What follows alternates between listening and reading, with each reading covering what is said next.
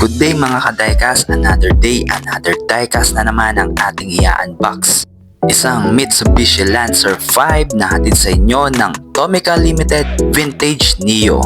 Tara, buksan natin. Medyo nahirapan ako sa paghahanap ng ganitong certain model and specific color, no? Yan, makikita natin na isa siyang kulay yellow. Hindi ako masyadong attracted sa kulay yellow na sasakyan, pero tignan mo naman, napakaganda ng Lancer Evo na to. Nag-i-stand out siya kapag sinama mo siya sa ibang mga Tomica TLVN and premiums. Isa to sa pinaka-paborito kong diecast model na kasama sa mga collection natin ng TLVN. Yung una is yung red and then itong yellow.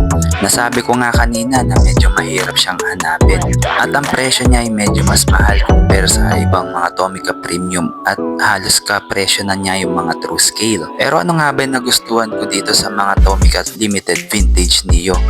Nagustuhan ko kung paano nila kinopya yung totoong kotse mula sa kanyang rims, sa interior, sa bumper, sa headlights, sa design ng kanyang mga decals.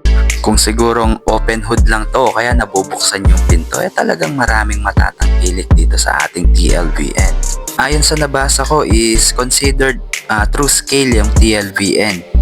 Marami na ring mga true scale brand ang gumagawa ng Mitsubishi Lancer Evolution gaya ni Ina 64, Tarmac Works, and CM Model at iba pa. Gusto ko rin mag-collect ng mga true scale brand na Mitsubishi Lancer Evo, pero magpo-focus na muna ako dito sa TLVN. I-review naman natin sa susunod yung kulay blue na Mitsubishi Lancer Evo 9 na gawa pa din ni TLVN.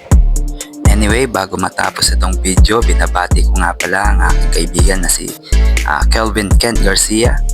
Happy birthday pare! At doon na nagtatapos ang ating video. Maraming salamat sa panonood. Thank you mga kadaykas!